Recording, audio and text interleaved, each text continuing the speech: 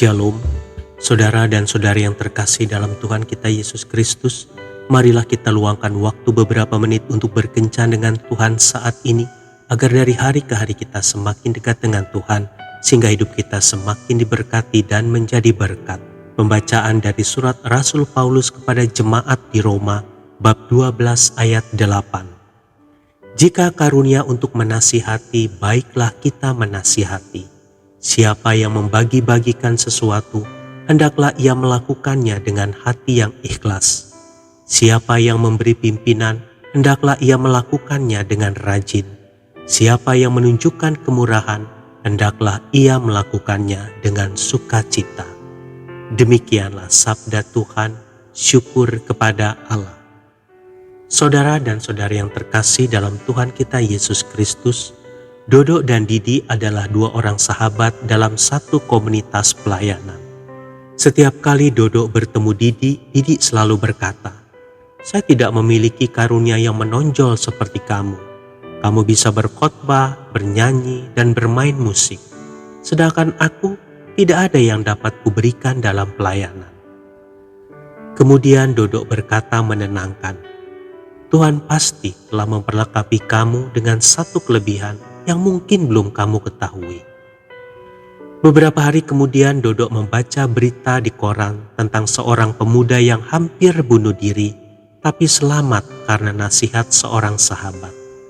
Di akhir berita itu Dodo menemukan nama lengkap dan alamat sang penasihat yang telah berhasil menyelamatkan nyawa pemuda tersebut.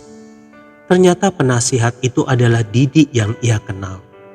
Pemuda tersebut bercerita mengenai Didi yang mempunyai segudang kata-kata penghiburan, nasihat, dan dorongan baginya, dan juga bagi banyak teman-temannya yang lain. Dodo melipat kembali koran itu, dan saat itu juga ia menghubungi Didi melalui telepon.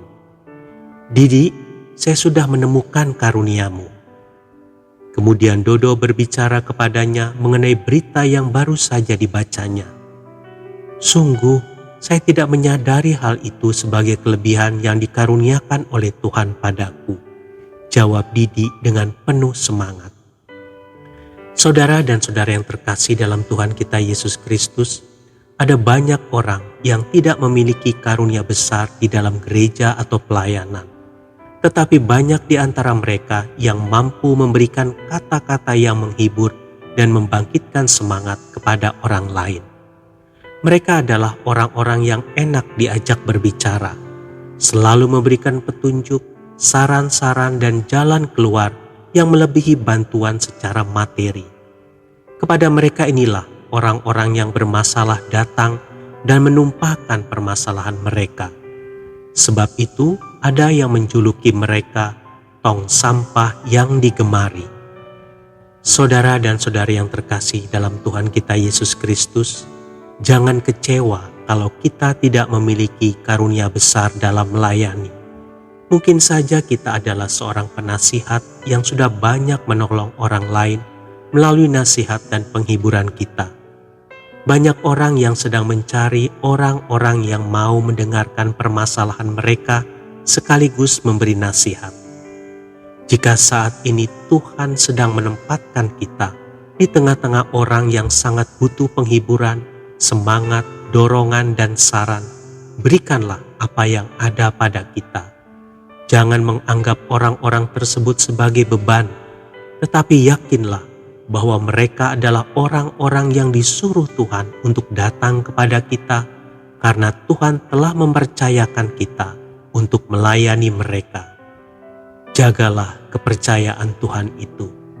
Jika melalui nasihat dan kata-kata kita, seseorang dihiburkan dan dikuatkan, serta meninggalkan kehidupannya yang penuh dosa, betapa besarnya karunia itu. Tuhan Yesus memberkati.